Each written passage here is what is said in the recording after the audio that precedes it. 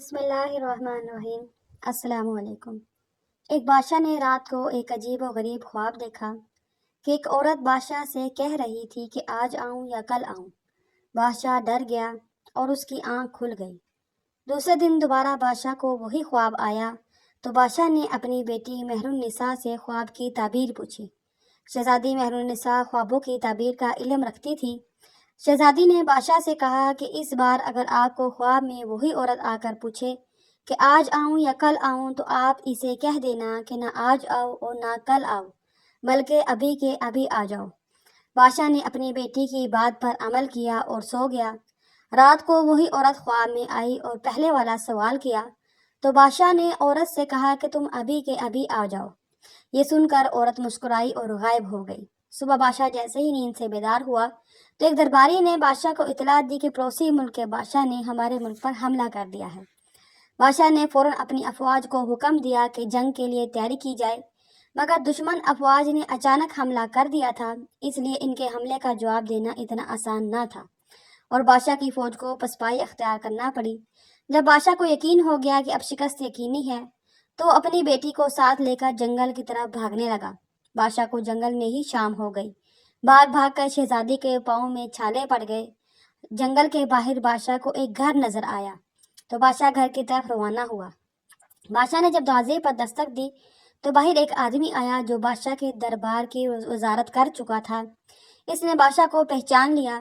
بادشاہ نے وزیر کو سب بتایا تو وزیر نے کہا آپ جتنے دن چاہیں میرے گھر میں رہ سکتے ہیں کیونکہ آپ کے میرے اوپر بہت سارے احسانات ہیں اور آپ کی خدمت کر کے مجھے بہت اچھا محسوس ہوگا۔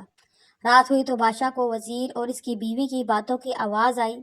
وزیر اپنی بیوی سے کہہ رہا تھا کہ یہ مصیبت اب پتہ نہیں کتنے دن ہمارے گھر رہے گی۔ اب یہ بادشاہ نہیں بلکہ فقیر بن چکا ہے۔ بادشاہ نے وزیر کی بات سنی تو اسے بہت افسوس ہوا اور صبح ہوتے ہی شہزادی کو لے کر وزیر کے گھر سے نکل گیا۔ وزیر نے روکنا چاہا تو بادشاہ نے کہا کہ میں آپ کی مہمان نوازی سے کافی متاثر ہو چکا ہوں، اب مزید آپ کو تکلیف نہیں دینا چاہتا۔ بادشاہ آگے بڑھا تو سرحد کے پار ایک چھوٹی سی ریاست میں داخل ہوا۔ اس ریاست کے نواب نے بادشاہ کو دیکھا تو بہت خوش ہوا۔ وہ نواب بادشاہ کا پرانا دوست تھا۔ جب اسے حقیقت کا پتہ چلا تو اسے بہت دکھ ہوا۔ نواب بادشاہ کو اپنے گھر لے آیا اور پہلی ہی رات نواب کی بیوی مر گئی۔ نواب ایک عامل کو اپنے گھر لے آیا تو عامل اپنے عمل سے نواب کو بتاتا ہے کہ جو مہمان آپ کے گھر ٹھہرے ہیں یہ آپ کے لیے منحوس ہیں۔ بادشاہ نے جب یہ سنا تو چپکے سے نواب کے گھر سے روانہ ہو گیا۔ بادشاہ کو اپنے محل کی عیش و عشرت بہت یاد آ رہی تھی۔ آگے جا کر بادشاہ کی نظر ایک محل پر پڑی۔ بادشاہ کو یہ جگہ کچھ جانی پہچانی سی لگی۔ اچانک بادشاہ کو یاد آیا کہ یہ تو میرے داماد کا گھر ہے جہاں بادشاہ نے اپنی بڑی بیٹی کی شادی کی ہوئی تھی۔ جب بیٹی نے اپنے باپ اور بہن کو اس حالت میں دیکھا تو بہت روئی اور ان کو اندر لے گئی۔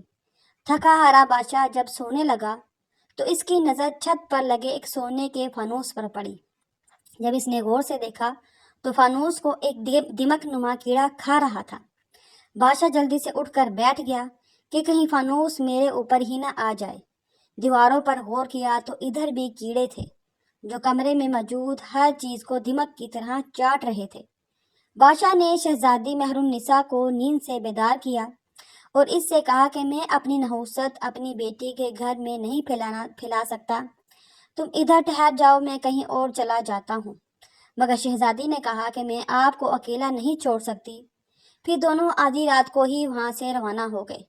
صبح کی اذان کے وقت دونوں باپ بیٹی کو ایک جھونپڑی نظر آئی جس کے اندر سے دھواں نکل رہا تھا۔ بادشاہ جھونپڑی کے اندر داخل ہوا تو ایک درویش بیٹھا ہوا تھا۔ بادشاہ نے درویش کو سلام کیا تو درویش نے کہا کہ تم نے خواب میں عورت کو آج ہی بلا کر اچھا کیا، اگر کل بلاتے تو مشکل میں پھنس جاتے۔ بادشاہ درویش کی بات سن کر حیران ہوا۔ پھر درویش نے کہا کہ تم نے خواب میں جو عورت دیکھی تھی وہ اصل گردش تھی جو برا وقت لے کر پوچھتی تھی کہ آج آؤں یا کل۔ شہزادی مہر النساء جانتی تھی کہ بڑھاپے میں اگر آپ کو پر کوئی آزمائش آتی تو آپ برداشت نہ کر پاتے، اس لیے آپ کی بیٹی نے آپ کو مشورہ دیا کہ اسے ابھی آنے کا کہو، مگر اب تمہارے لیے اچھی خبر یہ ہے کہ برا وقت اب ختم ہونے والا ہے۔ آپ کے وزیر نے فوج کو دوبارہ اکٹھا کیا اور دشمن فوج پر حملہ کیا۔ جس کی وجہ سے دشمن فوج پیچھے ہٹنے پر مجبور ہو گئی۔ وزیر آپ کی واپسی کا انتظار کر رہا ہے۔ بادشاہ یہ سن کر بہت خوش ہوا اور خدا کا شکر ادا کیا کہ اس مشکل وقت سے نجات ملی۔